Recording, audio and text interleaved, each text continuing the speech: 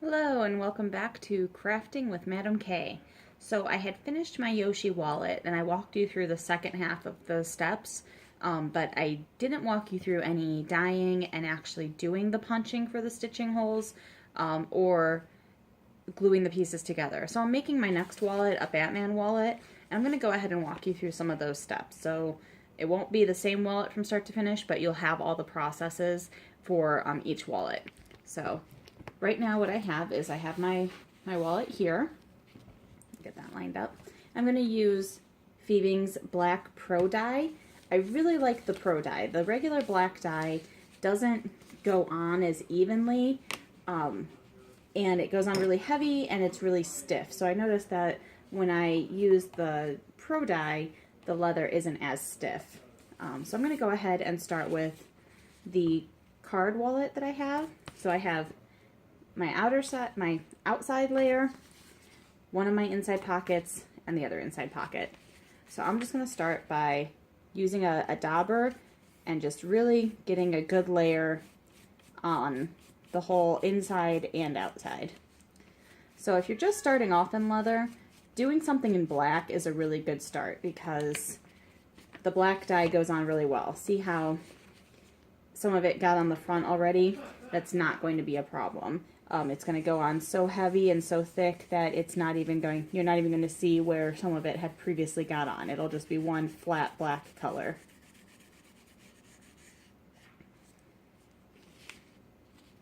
See? I'll do the edges, but you'll notice that some of my edges are not finished right now. So I definitely want to do that edge because that's going to be a finished edge, the top of the curve. But the other edges, once I glue them in place with the wallet and after I'm done stitching it together, that's actually when I'm going to worry about finishing those edges.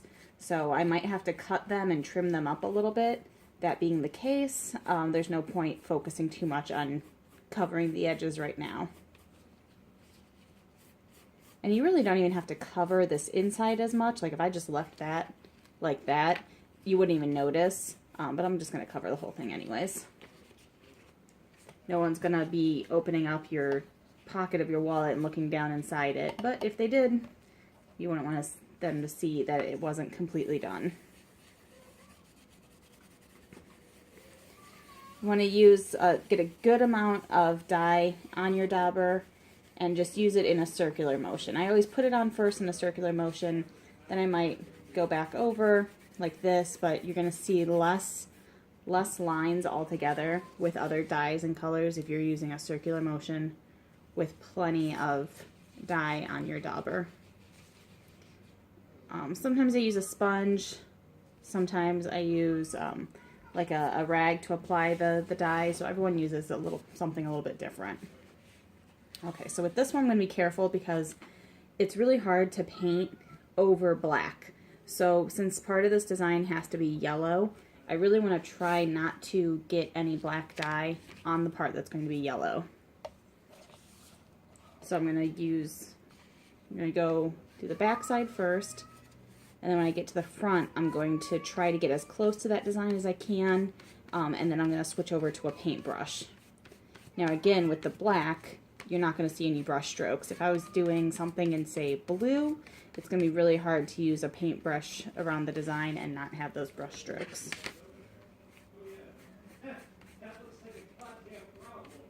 Since the center of the wallet is what you're going to see most on the inside, I really want to make sure that I spend some time getting really good coverage on that.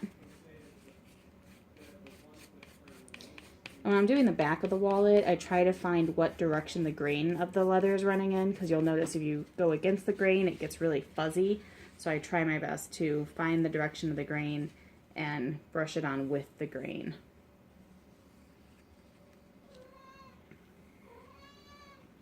Okay, so now's the tricky part. Now I'm going to try to do this as much as possible without touching the design.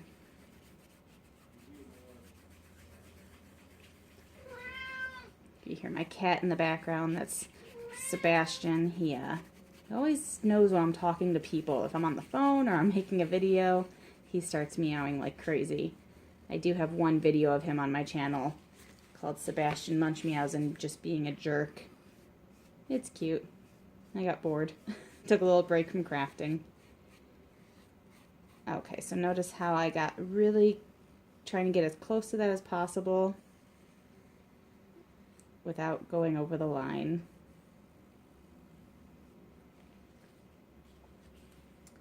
And now I'm going to switch over to a paintbrush.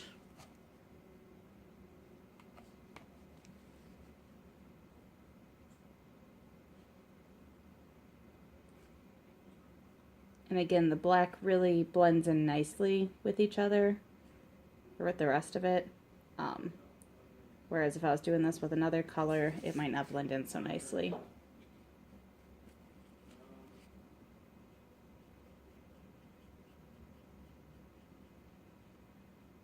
I try to be really careful on the edges, but for the most part, the different levels where the stamping is and where it's raised up and depressed, that's going to help me keep a nice line.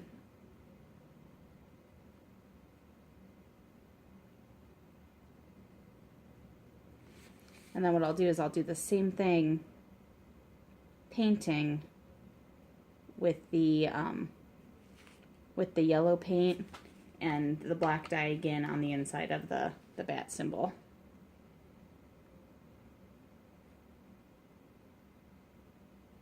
And if I get it where the yellow is going to go, it's not a big deal. It's just a lot easier to paint the yellow onto bare leather.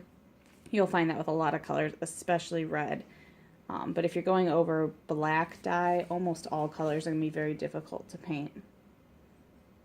So as much as you can avoid getting the dye on the places that you're going to be painting, the better you'll be. Okay, so I'm going to go ahead and finish this up, and I'll paint the symbol separately off camera. The one thing I do just want to point out is now that the leather is nice and wet from the dye, if I just leave it sit out overnight, there's a good chance it's going to curl, and I'll be able to shape it back out, but it's a lot easier to work with if it's not curled up. So what I'm actually you can see already how these are starting to curl.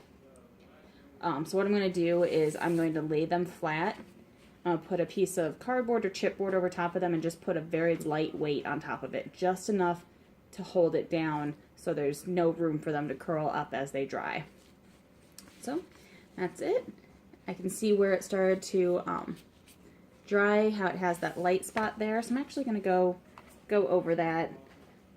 Again, another reason why black is a very good starting color is you really can't put too much on. So you're not going to see too much variation in the colors. Whereas if it was blue, you would see some definite light blue and dark blue.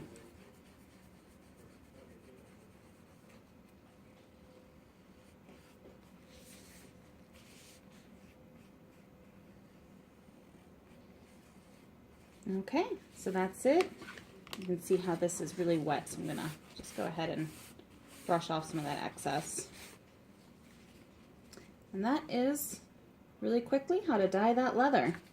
So I'm going to go ahead and let these dry overnight, and then I'll paint the detail, but I'm going to come back with the next video and we're going to look at gluing these pieces together and stamping the holes so we can go ahead and start stitching. So thanks again for tuning into Crafting with Madam K. It may not be the right way, but it's the Madam K way. Don't forget to subscribe to my channel if you're interested in some more videos, and check out the next video in this playlist installment. Thanks. Bye.